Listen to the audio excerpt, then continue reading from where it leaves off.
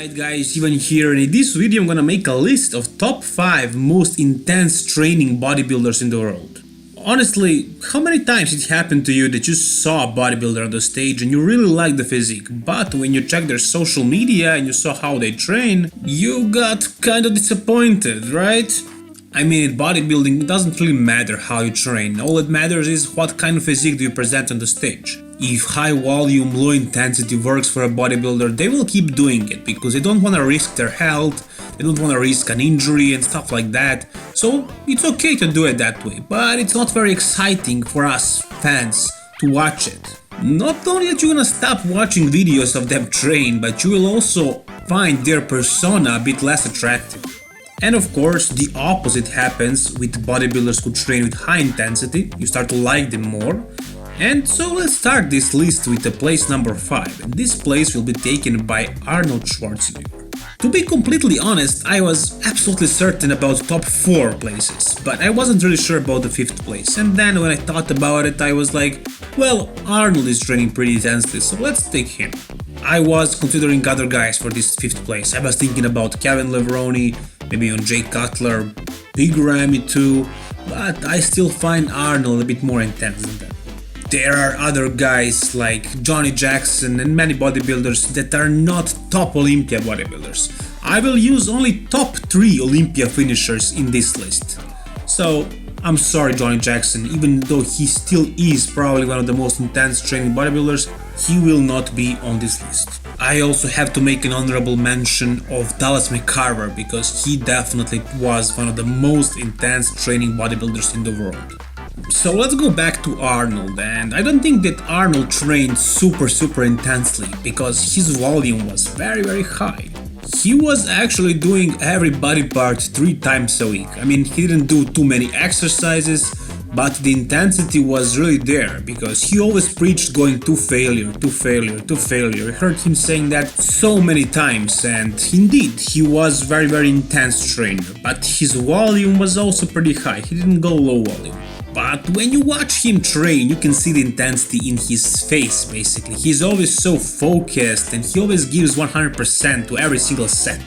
On the other hand, he was also pretty damn strong. He competed as a powerlifter and benched 500 pounds. He squatted 540 pounds, which is not too much of a difference compared to bench press, but you know, his legs are always his weakness and his chest was his strength. He deadlifted 710 pounds, which is only 90 pounds shy from Ronnie Coleman's record.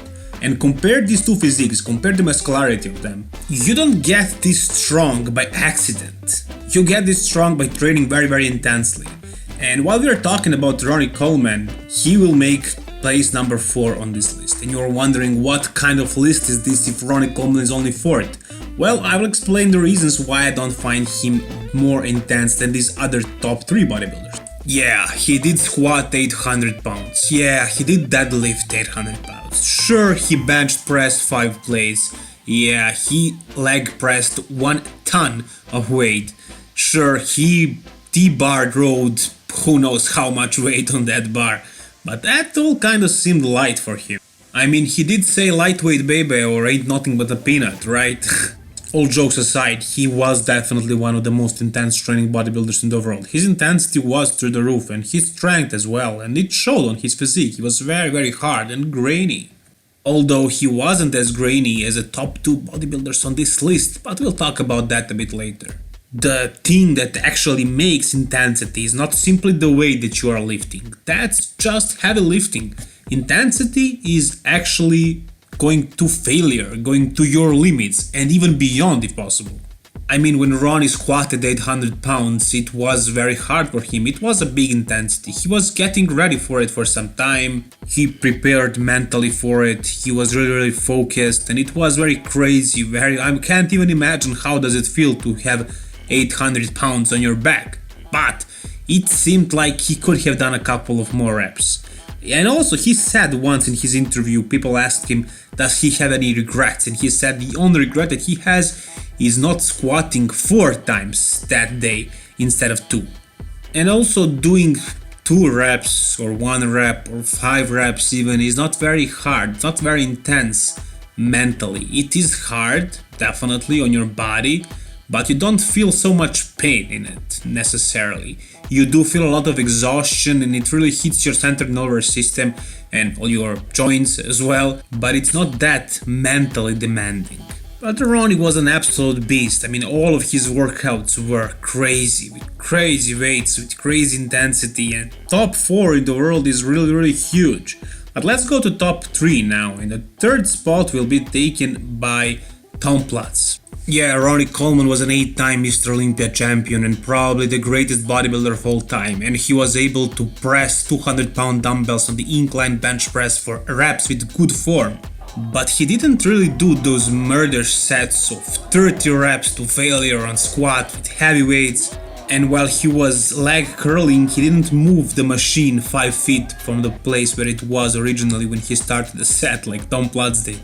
Tom Platz is basically the godfather of intensity. I mean, the way he performed his leg days is really something to be respected, to be admired, and it also triggered a lot of bodybuilders and made them chase their passion the way Tom Platz did.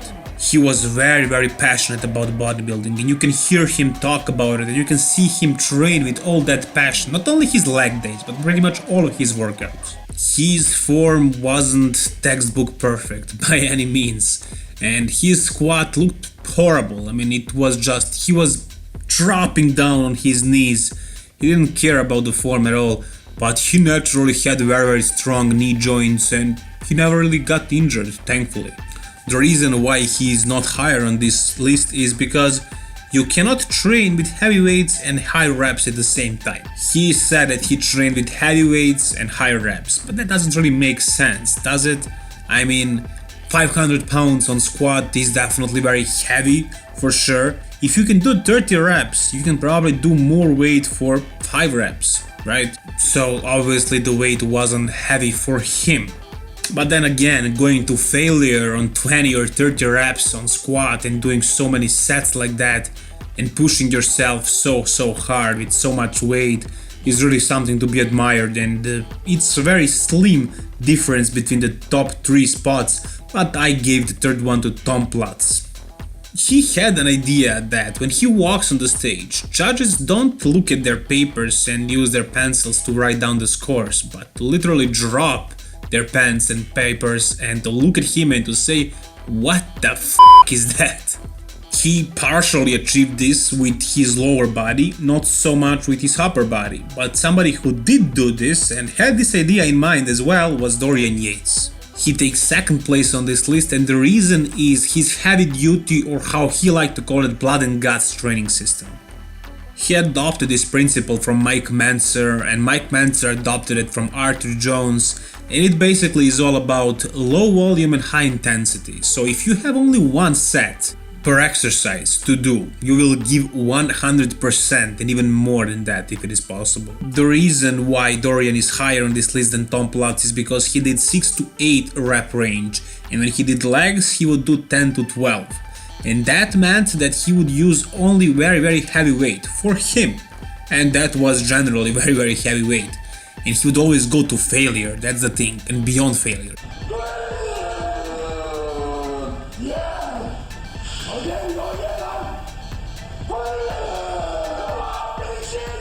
He always had a training partner who would help him go beyond failure, so if he would be able to do 8 reps on his own, a training partner would help him do 12 or 11. So basically it would be only one set, which meant that he would give all of his body into it, and it would be low rep range, so he would use very heavy weight for him, and for that reason I find that more intense than doing 30 reps. Not only that he used some very heavy weight, and not only that he went beyond failure, he also had textbook perfect form. He always focused very much on the negative part of the motion, on the static part, on the positive as well. So it was perfect form, textbook perfect form with super focus and intensity, heavy weights.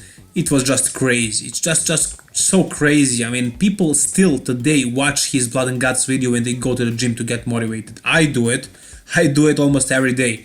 And I'm a huge fan of Dorian. He's my favorite bodybuilder in the world, as you guys may know already. But yeah, he's second place, not the first place, and the first place will be taken by Branch Warren. The reason why I give Branch Warren #1 spot on this list is because he risked his life in pretty much all of his working sets. He always used heavy weights and he was very strong, and he always went to failure and beyond. But watching him train was very scary because it looked like he would injure himself any second. What is interesting is that he actually didn't hurt himself in the gym too many times. I mean, he did have a couple of injuries, but they all happened outside of the gym.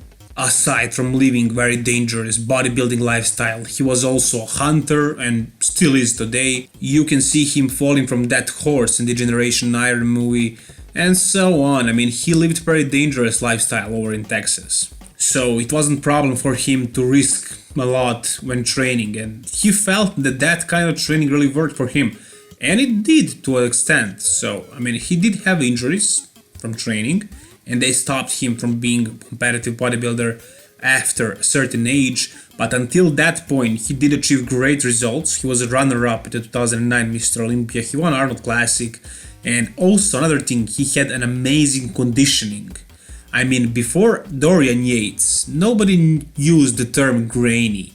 Everybody used terms like ripped, shredded, peeled, that kind of stuff. But the term grainy came up only after Dorian. And that meant having a physique that is so low in body fat and also has that hard muscle that you create from only heavy weights. And Dorian did that, and Branch did it as well. But Branch had even more muscularity and more vascularity, so for that reason Branch looked even more freaky in terms of graininess, and for that reason he's a great bodybuilder as well, not only an intense trainer, but he definitely did train with crazy intensity, and for that reason he makes the #1 in my list of top 5 most intense training bodybuilders in the world. And that's gonna do it for this video, guys. Hope you enjoyed it. If you did, make sure to like the video. If you want to see more content like this, subscribe to my channel. All the best, guys. Bye bye.